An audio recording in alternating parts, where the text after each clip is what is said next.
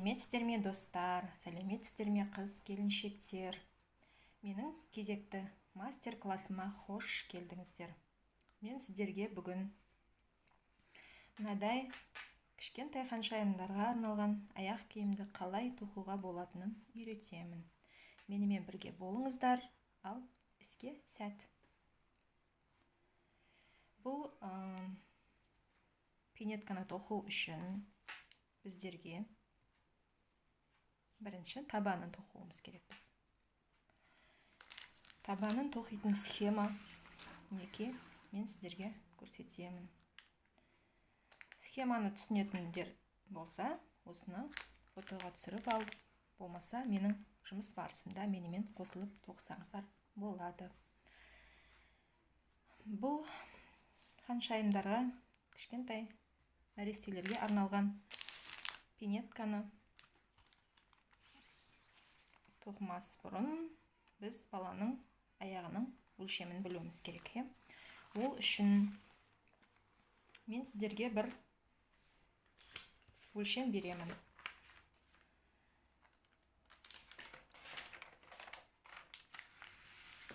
Яғни сіз тоқитын бөпенің аяғын бірінші өлшеп аласыз. Ол үшін мынау мысалы табан делік.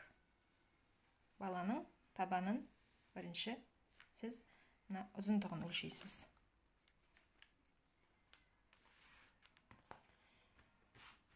Ұзындығын өлшейсіз. Менің пинеткамның ұзындығы 10,5. Яғни сіздікі басқаша шығуы мүмкін. 10,5 сантиметр. Енді біздер бас жағындағы ең жалпақ жерін өлшеуіміз керек. Ең жалпақ деген жерін өлшейсіз. Мысалы, менде ең жалпақ жері мінеки 5 сантиметр.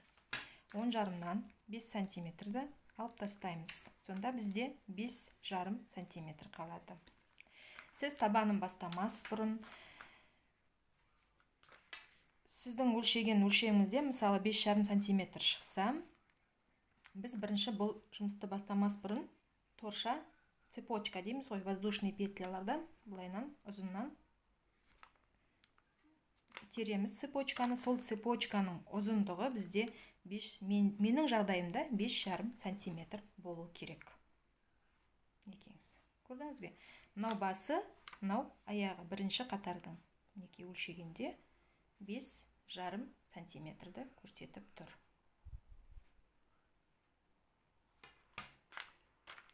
Яғни сіз торша терген уақытта, мәселен сіздікі 6 сантиметр шығуы мүмкін, мына жағы 11 шығуы мүмкін, минус 5 сантиметр алғанда 6 сантиметр шығуы мүмкін. Сіз торшаны тоқисыз и мынаған салып өлшейсіз. 6 сантиметрге дейін қанша торша шығады. Менің жағдайымда 15 торшадан 5,5 сантиметр шығады. Ал ендеше кеттік. Бұл пинетканы тоқу үшін бізге жіп қажет біріншіден. Бұл балаларға арналған жіп 100% акрилден тұрады. Пехорка фирмасынан детская новинка деп аталады. Және бізге ілмек қажет. Сосын қайшы қажет, міндетті түрде қайшы. Және гүлдеріне жапсыратын, тігетін мынандай моншақ қажет. Ине мен жіп қажет және бір штук түйме қажет. Ал ендеше бастаймыз.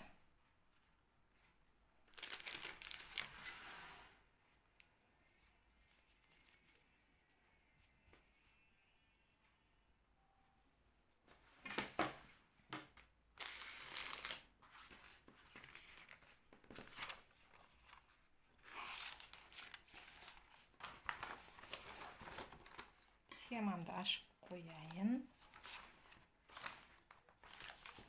Некеңіз. Енді біз бірінші былай түйін жасап аламыз.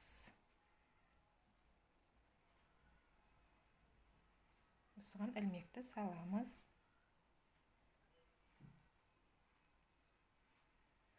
Және осы түйінге біз енді 15 торша, воздушный петля, 15 торша тоқимыз. 1, 2, 3, 4, 5, 6, 7, 8, 9, 10, 11, 12, 13, 14, 15. 15 торша тоқыдық.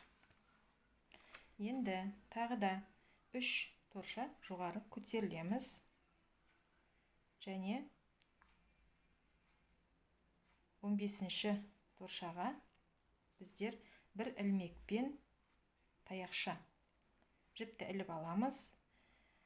Және де 1, 2, 3, 4-ші торшаға ілмегімізді саламыз.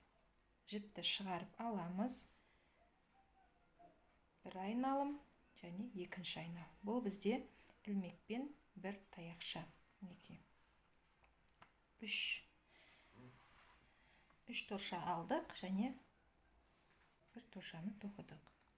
Және осыдан кейін енді біздер 13 бір ілмекті таяқшаны әр бір торшаға бір-біруден тоқып шығамыз. Келесі торшаға бір ілмек, екеу кетті. Біреу кетті, яғни екеу кетті. Үшеу, төртеу, бесеу, алтау, жетеу, 8, 9, 10,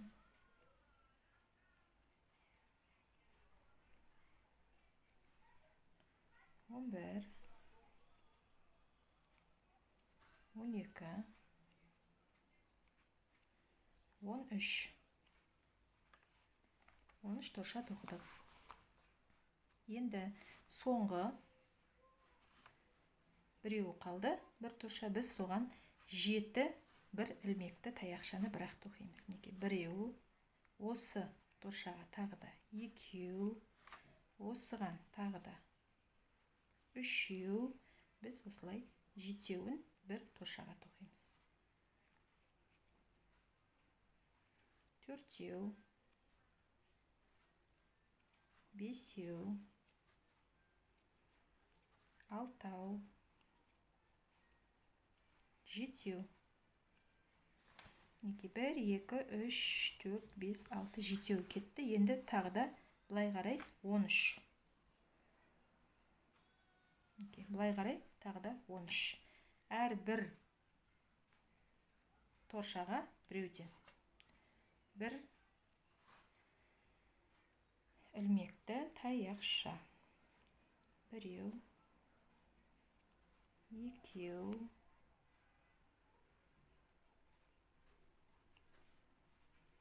3, 4, 5, 6, 7, 8,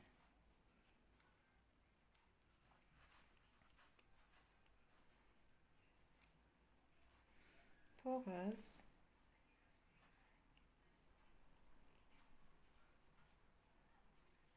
10,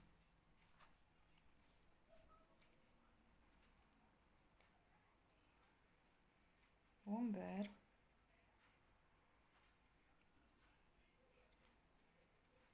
12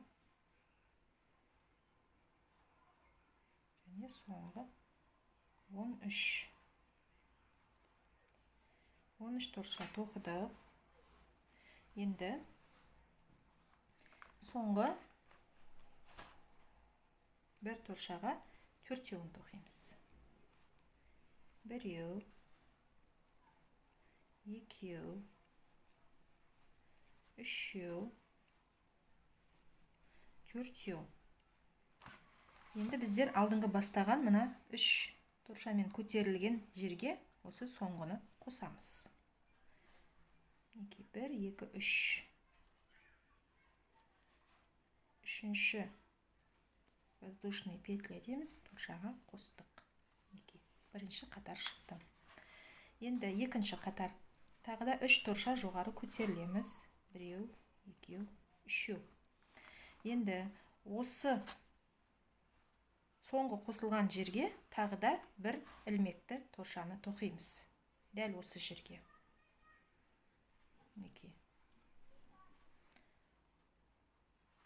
Дәл осы жерге тағы да бір торша тоқимыз.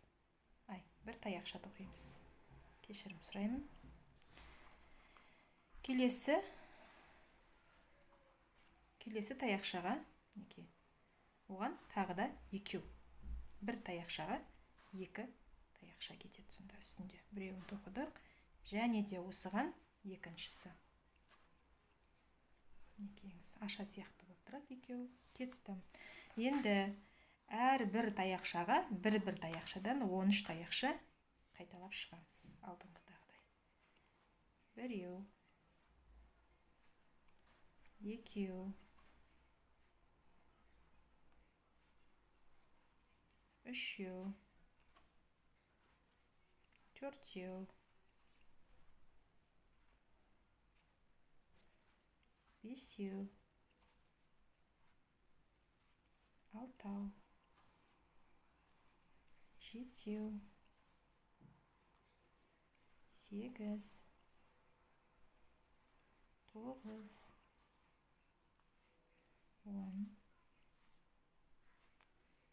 11, 12, 13. 13 тоқыдық. Енді келесі әр бір таяқшаға екеу аша қылып тоқимыз. 1, 2, 3, 4, 5, 6, 7. Біз алғашқыда соңғы торшаға 7 тоқыдық қой. Енді сол 7-дің әр қайсына 2-ден тоқимыз, сонда 14 болады.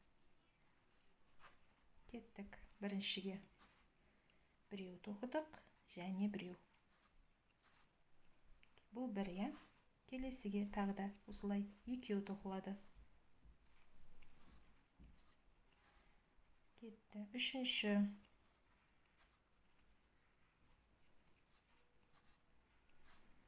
Төртінші.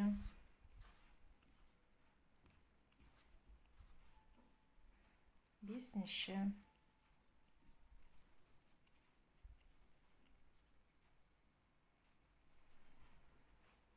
Алтыншы.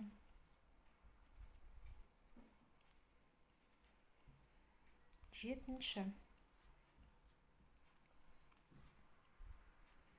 2. Жетеуі кетті. Енді тағы да 13. Әр таяқшаға бір-біреуден 13 тоқып шығамыз. Біреу,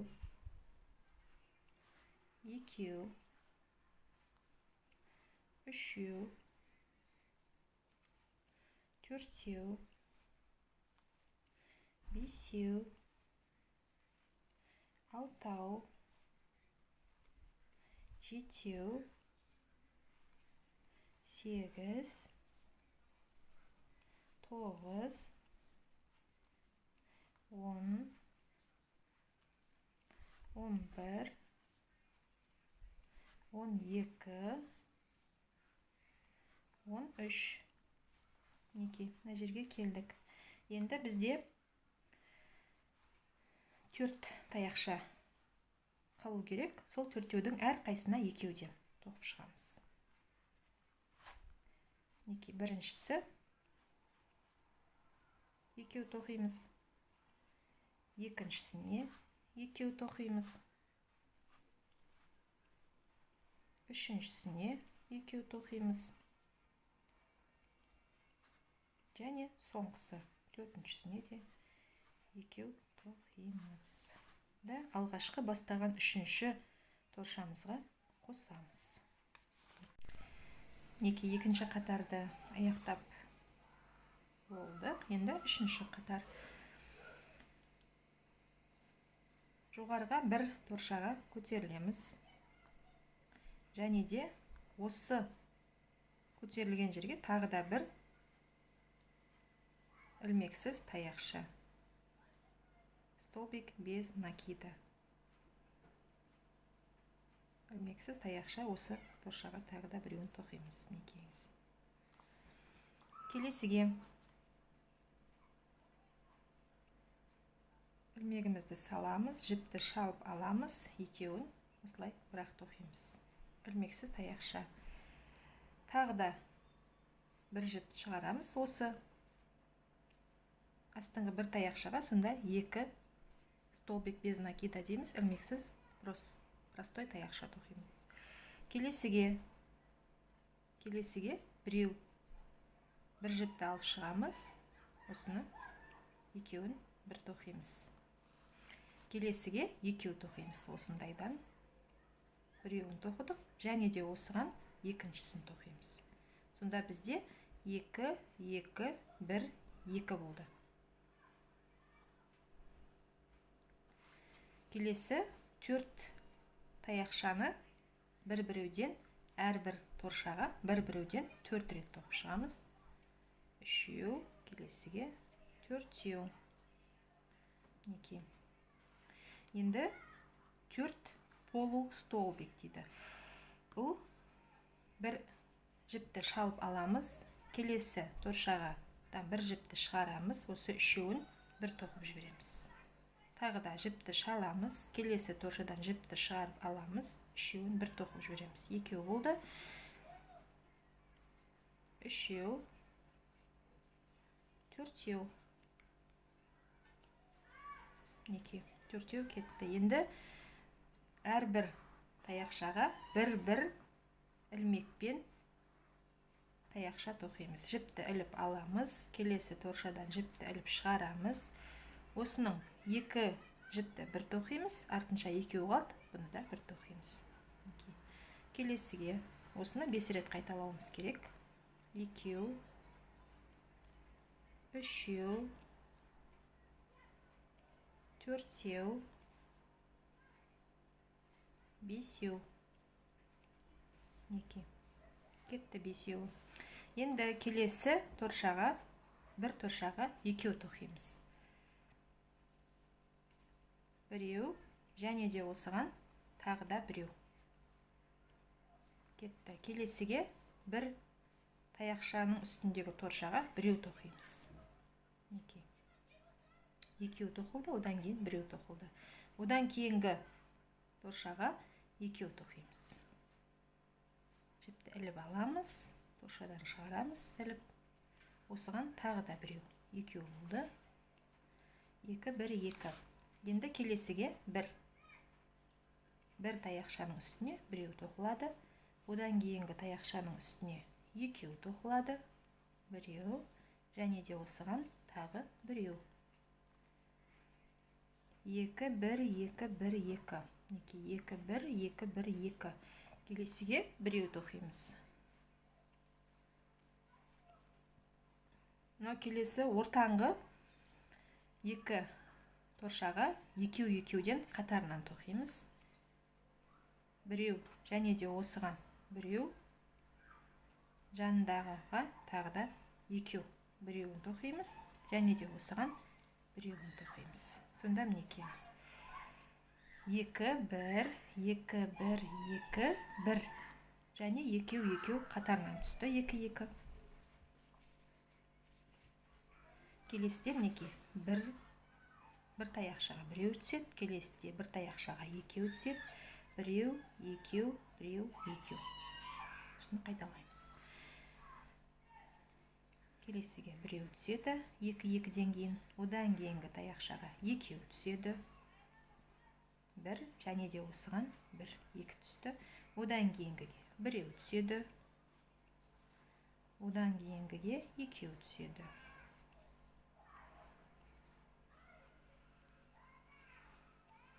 келесіге біреу түседі. Одан кейін екеуін тоқимыз.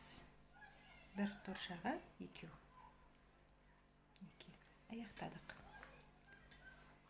Енді әрі қарай 5 рет бір-бірден.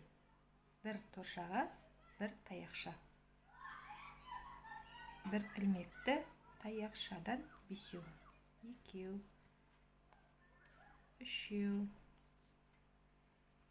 4-еу. 5-еу. Одан соң жартылай таяқшадан 4-еу түседі. Жіпті орап аламыз, келесі торшаға саламыз, осы 3-еуін бірақ тоқып жібереміз. Біреу, келесіге дәл осылай 4 рет қайталанады.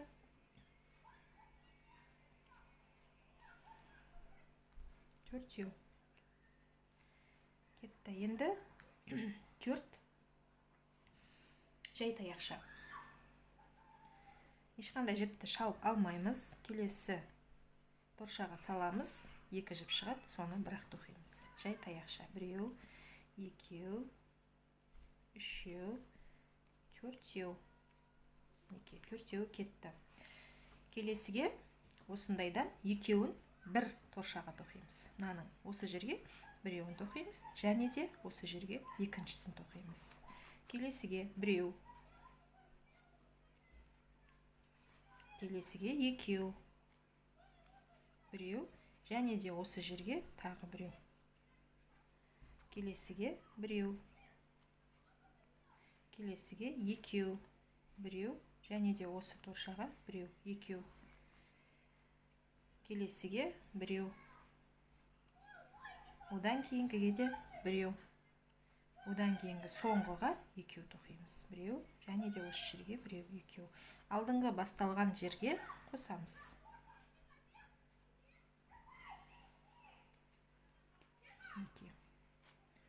Осымен біздің табанымыз 3 қатарлы аяқталды. Енді біз мынаның жиегі біркелкі әдемі болып шығу үшін бір торша жоғары көтерілеміз. Келесі торшаның үстіңгі қабатынан жіпті алып шығамыз да, біріншінің арасынан белай өткіземіз. Бұны өте қатты тартып емес, орташа қылып тоқу керек. Осылай барлығының үстінен жүріп шығамыз. Бидай сияқты, сабағы сияқты тұрғанна 2 жіптің екеуін бірге алмаймыз, тек үстіңгі жағындағы бөлігін аламыз, мынаның арасынан белай өткіземіз. Осылай жүріп шығамыз. Аяғына дейін, мына жерге дейін тоқып шығамыз. Соңына келіп қалдық. Соңғы торша және алдыңғы бірінші бастаған жерімізбен қосамыз. Екеңіз жиегі біркелкі болып әдемі болып шығады. Енді біздер табаным бітірдік. Енді осыдан жоғары көтерілеміз. Ол үшін бір торша жоғары көтерілеміз.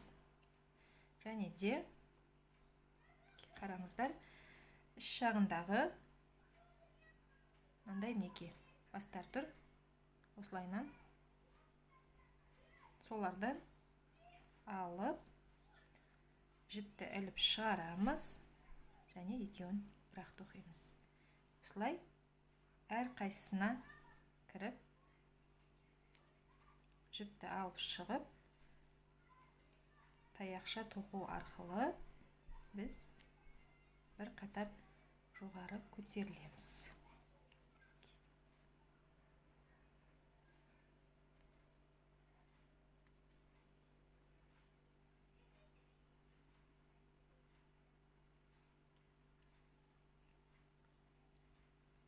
Арасынан жіпті алып шығамыз, және осылай таяқша көтерілеміз.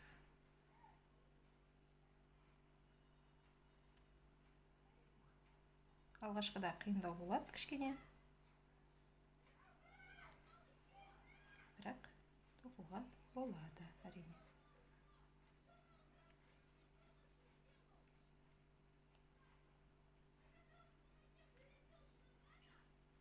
Осылай аяғына дейін тоқып алып келіңіздер. Тағы да 2-3 рет көрсетейін.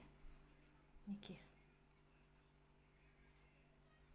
Астыңда тұрған мына жіптерді мынаған саламыз. Келесісін мынаған саламыз. Мынаған саламыз. Осылай тоқып шығамыз.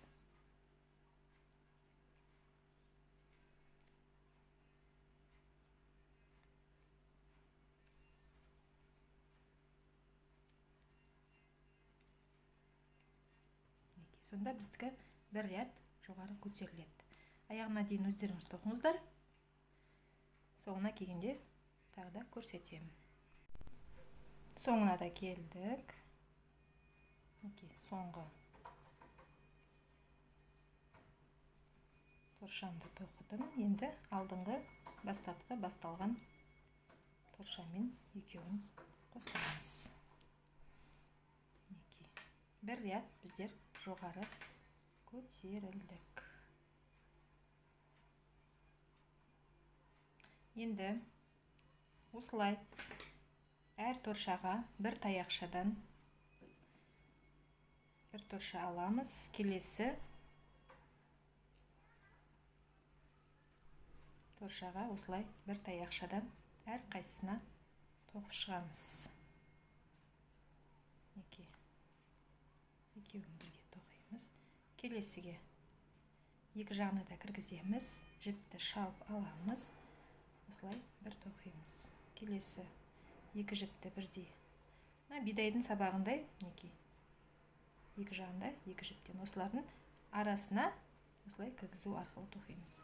Әр қайсысына бір-біреуден осылай енді 3 қатар өз беттеріңізбен тоқыңыздар.